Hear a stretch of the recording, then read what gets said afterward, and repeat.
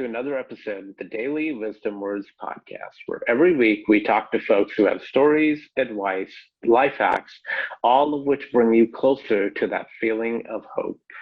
I'm your co-host, Neil Torretti. And I am your co-host, Rini O'Day.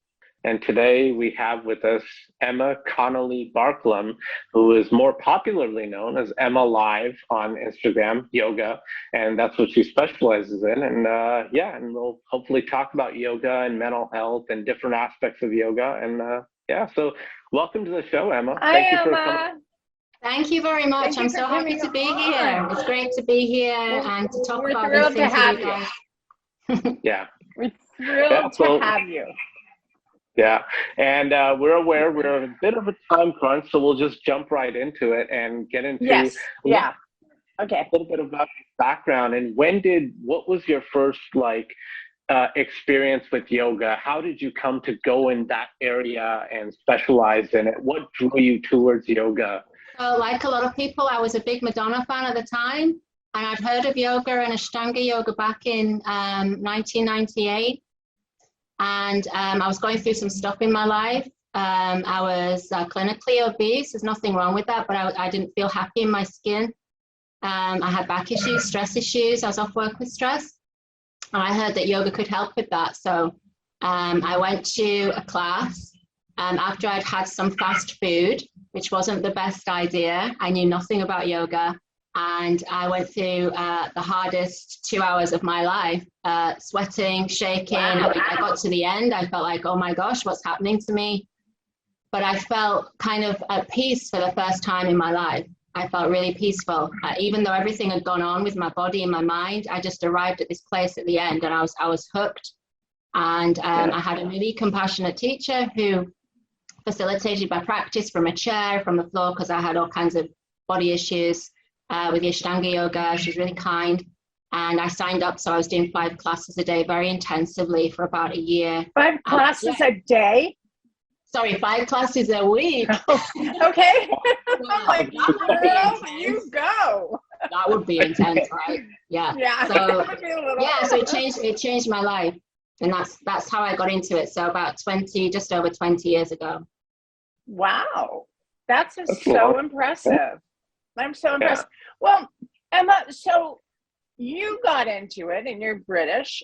Are the British people as into yoga as like the Americans are? No, I think in terms of the popularity of yoga, so when I started yoga, it was still in a kind of weird hippie enclave kind of activity.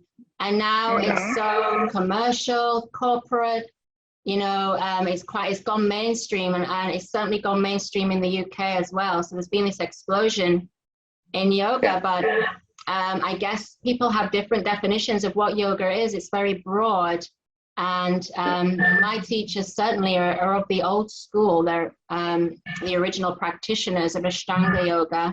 So most of the guys are in their 70s, and those are my teachers. And so I'm kind of an old school teacher, which is the yoga for me is about breathing, is about the breath, and the body is a fantastic tool. Yeah, it's great if it's strong and healthy, but that's not the focus. The focus is being able to bring a little bit of peace into your life every day. These different styles, and basically it's all yoga. You're breathing, you're connecting with the inner self, and you're moving your body in a way which feels therapeutic. Yeah. That in the Eastern world, I know when I was little, and my mom took my sister and I to India to visit our family during our summer vacations and all that kind of stuff. And I remember they put me in a yoga class because I had really severe asthma, to the point of several trips to the hospital and all of that kind of stuff. So they thought it might help me. And one thing I noticed over there is, like you were just talking about, more focus on spirituality, breath work, connecting with the divinity of the universe more so. And when we came here and I looked into it a little bit briefly when we got back, and it was all more the emphasis was more on physical and stuff like that. So I'm so glad, when you said that you do focus more on that traditional side. But do you usually find, do you have to keep that balance when you're as an instructor, as teaching it to others, how do you maintain that balance of spirituality versus physical? Because like you said, so many other people in this day and age, will go for body issues for the physical side. They want to look better for social media and things like that, right? To be honest, that's not the crowd that I seem to attract. I seem to attract people who are like I was. So they've usually got kind of physical or mental issues going on. They're not the typical yogi. And most of them are kind of 40s. So I teach people 40s through to 90s. So I don't kind of attract the live 20-year-olds. Or if I do, they don't stay very long because I'm very much focused on the breath. And that's awesome. Yeah. So, but I always say, you know, there's lots of teachers, there's lots of styles. It's not the yoga. I always say, if I don't work for you, I can recommend somebody else, you know. So just try and find the right teacher for you. And I think that's really important. So that the integrity of yoga is really important to me. And I try constantly, I'm striving against this Western kind of, the way the West has kind of superimposed this physicality onto yoga. And I'm always kind of striving against that, which is why I teach what I call the walking wounded and accessible Ashtanga. So I teach everything with a chair option and many other options, because the idea is that it should be for everybody and to enable people to practice. So I facilitate anybody who walks into the class, whether they're blind, deaf, amputee, they can't get to the floor, they have panic attacks, they have stress, mental health, whatever it is, I facilitate. And for me, that's what the yoga teacher should do. You just hit on a key point that I want to bring up is yoga and mental health. How much does yoga help your mental health? Because, I mean, how could it not? So we know that yoga is a body, mind, spirit connection. So the three things are intertwined via the healing matrix of the breath. And we also have the koshas, which are kind of like our layers of being. So we have a whole kosha, manomaya kosha, which is the mental layer or the mental sheath, which is specifically referred to in the yoga philosophy in, you know, the sutras, the Bhagavad Gita, the Upanishads. These things are all referred to. So every part of the individual is addressed, which is why I had such a dramatic experience in my first class. I'd done gym classes, I'd done other things, but I'd never done something which addressed every single part of me at once. And that's really what yoga does. So of course it addresses mental health. For me, it has been the cornerstone of my well-being. I don't know where I would be mentally without yoga. It's as strong as that, really, in my own journey with grief, mental health issues, everything else. Mind, body, spirit. Yeah, the whole thing connected. And for me, I talk about these things constantly so as to naturalize and to move away from the taboos about talking about mental health, talking about going to therapy. All these things are really important. And, you know, there's a huge mental health crisis in the UK. There's no, you know, people don't talk about these things.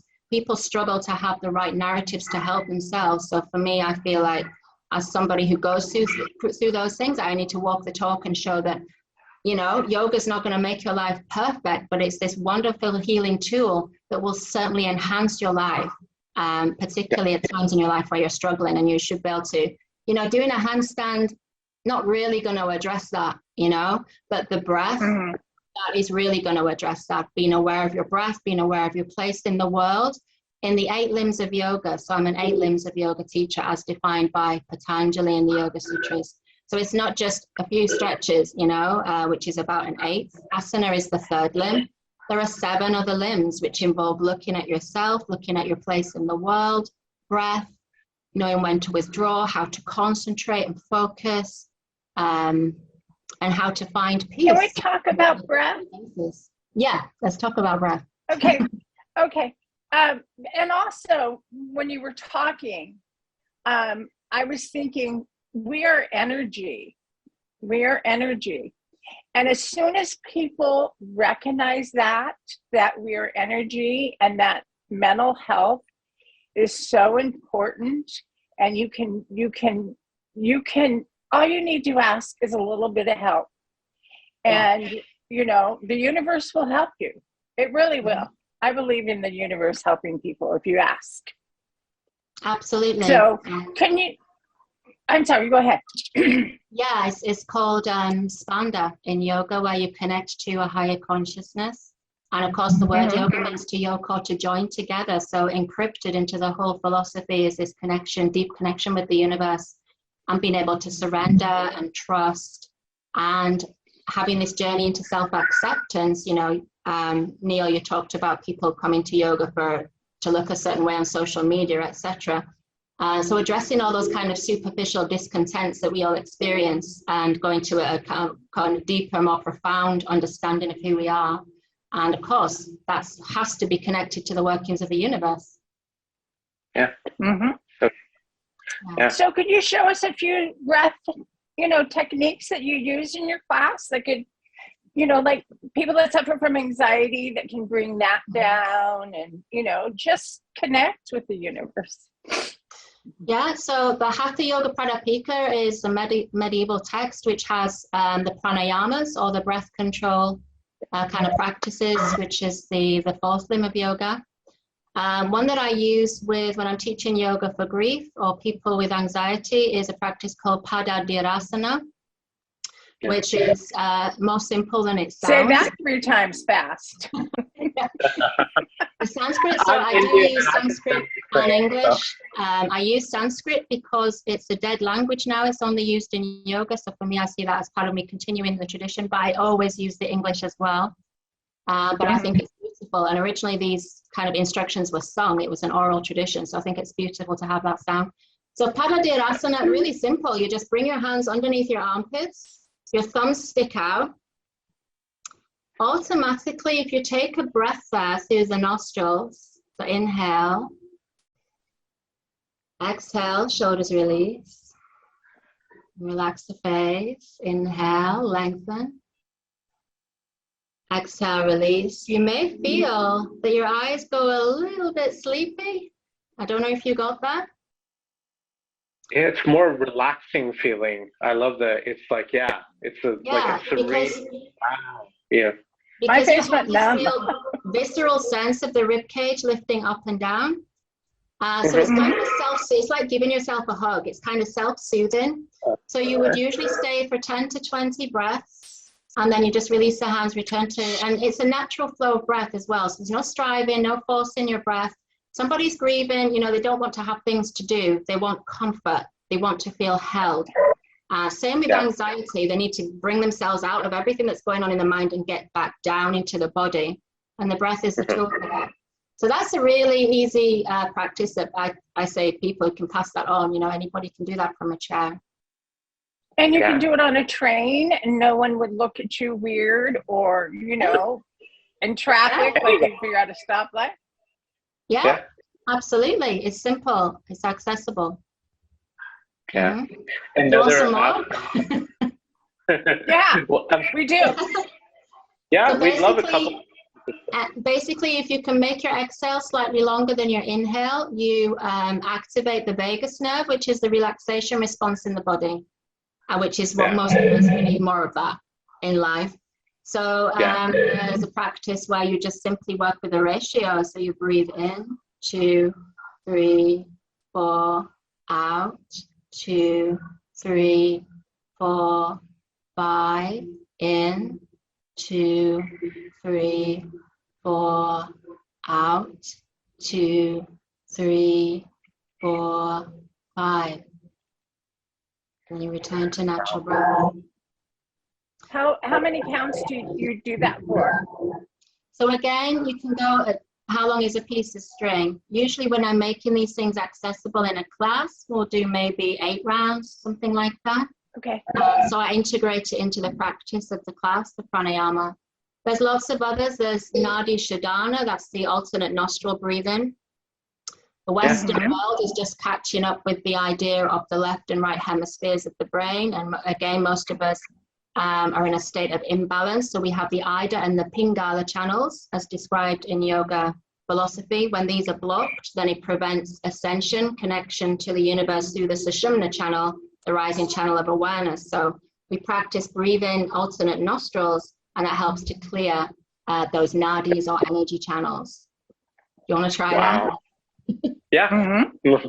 What I usually I love that. I love that one. Is to assess, do you have a nostril which is blocked? So you take a breath up one, breathe out, and then you do the same to the other side. And you see if one side is blocked or are they both around the same. So you kind of do a before and after. Yeah. The traditional practice is to use one hand to switch the nostrils. I personally can find this claustrophobic and also a little bit confusing. You get a bit too much into your head. So I use another Hasta Mudra.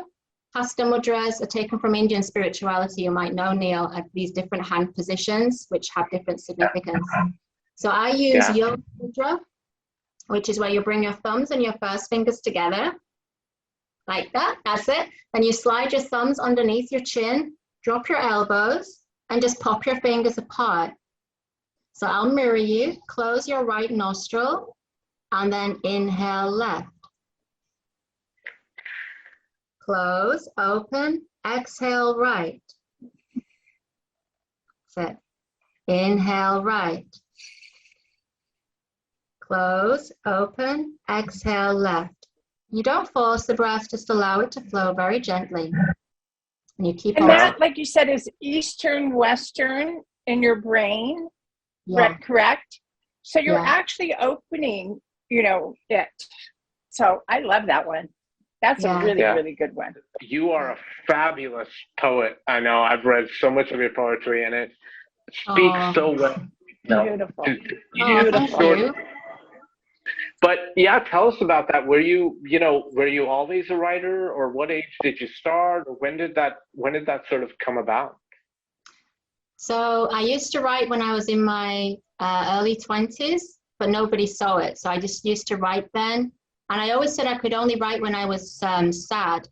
So then I found yoga shortly afterwards. There was no writing. And then my mum died in 2018.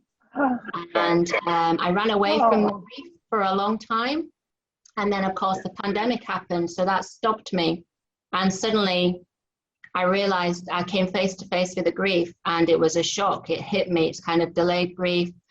And I realized that I needed more help. I felt quite isolated, quite lonely, even though I had the tools of yoga and meditation. So I took the step of going into grief therapy at that point. And then I wrote, and I haven't stopped. So I wrote a grief memoir, which is to be published in 2024. Yeah. Congratulations. That is fantastic.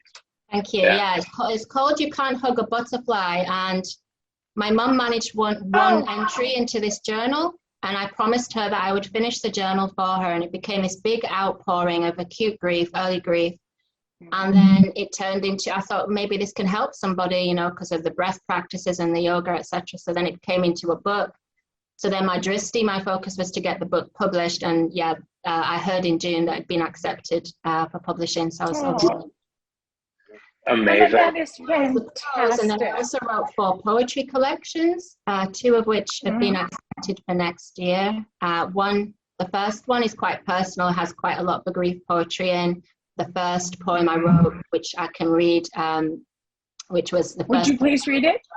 Therapy. Yeah. And I wrote a yoga poetry collection and a car office collection. I wrote in my car at the height of the pandemic when I didn't want to use public transport. So I wrote this entire collection called Car Office.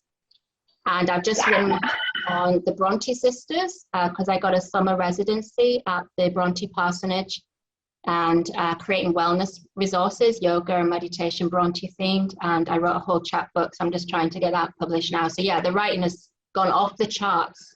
Would you do us a big favor and read a poem for us? Yeah, so thank you. So the poem I've chosen is mental health related. As I said, it's when I took the first step going into therapy, and I wrote this after my first session. And I checked with another poet on Instagram. I was like, is this even a poem? Is this any good? And she was like, this is so good, you should continue. So I'm really grateful for the Instagram poetry community, because without their kind of encouragement and support, etc., I probably wouldn't, I wouldn't be where I am now, and definitely with my therapist I wouldn't. So the poem was published in a mental health journal called Please See Me in 2021. Wow. And it's called Lodged in My Throat. You ready? Mm-hmm. Lodged in my throat. Is it a sticky willow or is it a conker? Spiky. Shot down at the age of 5 and festering ever since. No rinse can clear it. Instead, the child curled inside the wardrobe must be allowed her time. Daisies held, hopeful, to reclaim what is hers and mine, before trauma trailed her dusky skirts across her heartline, a voice bell-like to announce truth as our identities intertwine. Oh my God, that is. You are.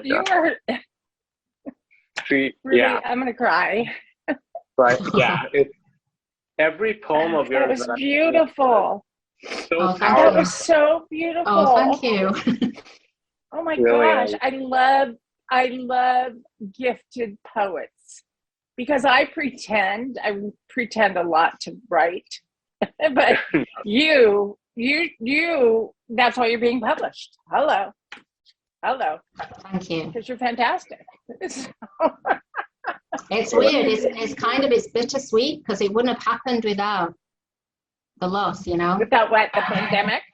Without the loss of my mom, it would never have happened. Oh, yeah. I'm sorry about that. But at When the I same lost my time, mom, it's like I feel really liberated by it. Yeah. But of course, it's, I've only been writing for 2 years, so I'm still, learning things. when I lost my mom, I went into this tunnel and I just kept fainting because I would forget to breathe. And I tell you, if I didn't have my husband, I would not have made it. I really wouldn't have. I don't know what would happen, but you just need that one person that understands, and kind of helps guide you. And I got into therapy, and boom. Yes, it's only been 4 years for me, so it's still pretty raw. But I know she's one of my angels for sure. For sure. Yeah. For sure. I imagine she was a beautiful angel. She was the best. She was the kindest person, and everything I do is for her. All the writing, everything Emma. is for her. Yeah. Oh, Emma, I swear, you are just a gift to this planet. We gotta have you back on a better, like in a couple of months when both of us, well, all three of us have a little bit more time, and I'd love to have that in-depth conversation more about everything like yoga, breath work, memories, dealing with grief, and I'd love to have that, because clearly you're like one of the better guests that we've had. More poetry. Yes. I'm happy to oblige. Yeah. Yeah, well, I'm going back to this now. This is what I do. I'm trying to support people in their grief and help. Well, what my page is like, Neil. It's a random mix of yogis, artists, poets, grievers, counselors, writers, and I bring everybody, because I refuse to have separate pages for the different things I do. We're complex, right? So everything that is me is on that page, and I support. And how can people find it? So my handle is Emma Live Yoga. Emma Live Yoga. Yeah, and everything is on there. My link bio has all my grief work. On my YouTube channel with all the free yoga videos. There's a Yoga for Grief playlist. There's everything there to support people. Well, thank you for your wisdom and your kind words and your just soul. We really appreciate having you on, sweetie. Thank you for having me, and thank you for doing this important work around mental health. These conversations are so important in our society, so I really appreciate you guys doing that. I think, Emma, we know that you have to go, and we would keep you here all night, or whatever. But yeah, we'll do a part 2 sure at some point. So we will definitely do that and give you the platform that and the time that you so deserve. So Yeah. Very deserving. Oh, thank you. Thank you. Okay, kiddo. Thank you. All right. Thanks for having me. It's Our been dog. great to talk to you both. Loved It it. was our joy. Bye.